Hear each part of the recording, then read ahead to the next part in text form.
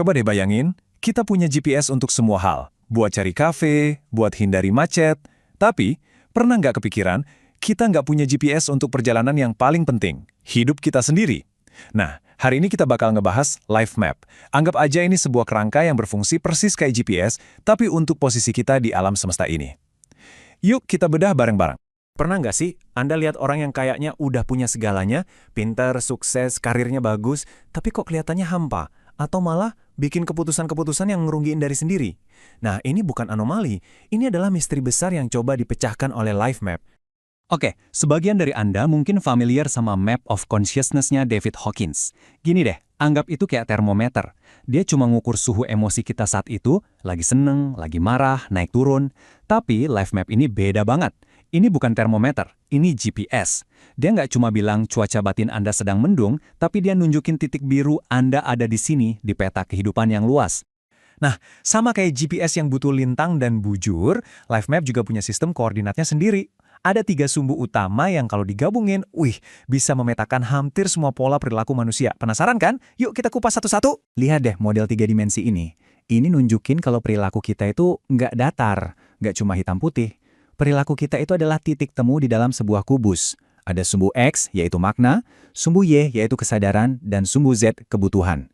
Arah kita, kejernihan kita, dan bensin kita, tiga-tiganya inilah yang nentuin posisi kita sekarang.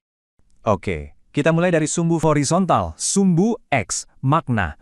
Ini kompas kita. Gini deh, buat apa punya helikopter view yang jernih kalau kita nggak tahu mau mendarat di mana? Nah, makna inilah yang ngasih kita tujuan, sebuah arah yang lebih besar dari sekedar yang penting hari ini nyaman. Selanjutnya ada sumbu vertikal, sumbu Y, kesadaran. Anggap aja ini ketinggian atau altitude kita. Seberapa tinggi kita bisa terbang buat ngelihat pikiran dan emosi kita sendiri dari atas tanpa ikut ke bawah arus. Semakin tinggi di sumbu Y, semakin kita punya helikopter view atas diri kita dan dunia. Jernih banget. Dan terakhir, yang bikin semua ini gerak, sumbu kedalaman, Z, kebutuhan. Ini mesinnya, ini bensinnya. Apa sih yang bikin kita mau bangun pagi? Rasa takut, ambisi, atau tulus mau melayani?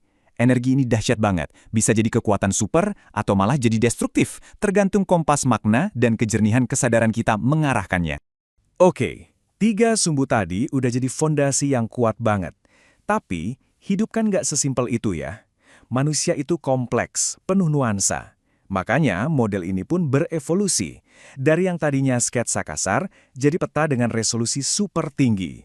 Awalnya petanya simpel banget, cuma pakai 2 level, tinggi atau rendah, di tiap sumbu. Jadi totalnya ada 8 profil dasar. Contoh kalau kesadaran, makna, dan energinya rendah semua, jadilah profil pasif, yang cuma ngikutin arus. Kalau tinggi semua, jadi optimal. Kerangka yang bagus sih, tapi ya jelas gak dong, kenyataannya kan jauh lebih abu-abu. Kebanyakan dari kita itu nggak di titik ekstrim. Kita tuh seringnya ada di tengah-tengah, di area transisi. Nah, disinilah model ini butuh upgrade, biar bisa jadi alat diagnosis yang bener-bener tajam. Dan inilah upgrade-nya. Cuma dengan nambahin 1 level aja, yaitu menengah di setiap sumbu, peta kita langsung lompat dari 8 ke 27 profil. Tujuannya bukan buat bikin pusing ya, sama sekali bukan. Justru sebaliknya, ini kayak ganti layar TV dari resolusi standar ke 4K. Kita bisa lihat posisi kita dengan jauh lebih jelas dan jujur. Nah, disinilah kehebatan peta 27 profil ini kelihatan. Contohnya, ada kelompok risiko eksistensial. Di dalamnya ada profil robotik bosan. Orang yang pintar, sadar, tapi nggak punya arah dan nggak punya energi. Hidupnya jadi kayak rutinitas monoton. Atau yang lebih ngeri lagi, pengamat yang menunggu. Kesadarannya tinggi banget, dia lihat semuanya dengan jelas, tapi dia lumpuh, cuma bisa nonton hidupnya lewat begitu aja. Sekarang, coba kita lihat profil yang mungkin familiar banget di dunia kerja. Ada si intelektual ambisius, pinter, tujuannya jelas, tapi tujuannya cuma sebatas ngejar status dan pengakuan. Energinya gede banget, jadi mesin korporat yang gak ada matinya. Di sisi lain, ada robot birokrasi. Orang yang kejebak rutinitas, kerja kayak mesin, tanpa jiwa. Peta ini benar-benar bisa ngebongkar arketipe-arketipe modern ini dengan presisi yang luar biasa.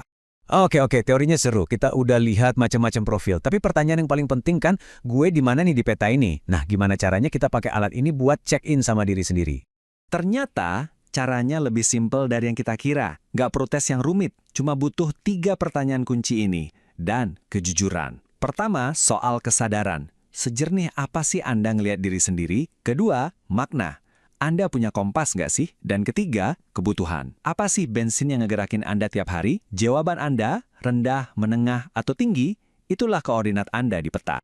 Lihat deh, gimana kombinasi yang beda bisa ngasilin hasil yang beda total. Punya kesadaran dan makna tinggi tapi energinya rendah, Anda jadi visioner yang lelah. Idenya brilian tapi bensinnya habis. Sebaliknya, energinya gede tapi kesadaran dan maknanya jongkok. Wah, itu resep jadi orang impulsif dan egois. Keseimbangan itu kuncinya. Sampai sini, model 3 dimensi ini udah keren banget. Tapi tunggu dulu, ini belum selesai. Ada satu elemen lagi, satu lapisan yang super penting yang mencegah semua ini jadi alat yang berbahaya. Ini dia pertanyaan jutaan dolarnya. Kalau ada orang yang bisa mencapai level tinggi di 3 sumbu itu, dia sadar, punya tujuan, energinya besar, apa yang ngejamin dia nggak jadi korup? Apa bedanya orang hebat sama seorang manipulator ulung yang koordinatnya juga tinggi? Jawabannya ternyata simpel, tapi dalam banget. Mereka memang jago main di 3 dimensi, tapi mereka kehilangan yang keempat. Dimensi keempat ini bukan sumbu baru.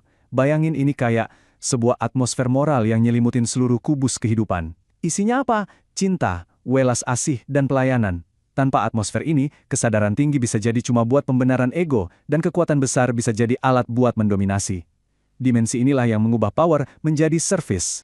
Jadi, ingat ya, life map ini bukan buat ngasih label ke diri sendiri atau orang lain. Ini cuma GPS yang nunjukin titik biru, Anda ada di sini. Kekuatan sejatinya bukan dari tahu di mana posisi kita sekarang, tapi dari kesadaran bahwa kita selalu bisa memasukkan tujuan baru ke GPS itu. Jadi pertanyaannya sekarang buat Anda, kemana Anda mau pergi selanjutnya?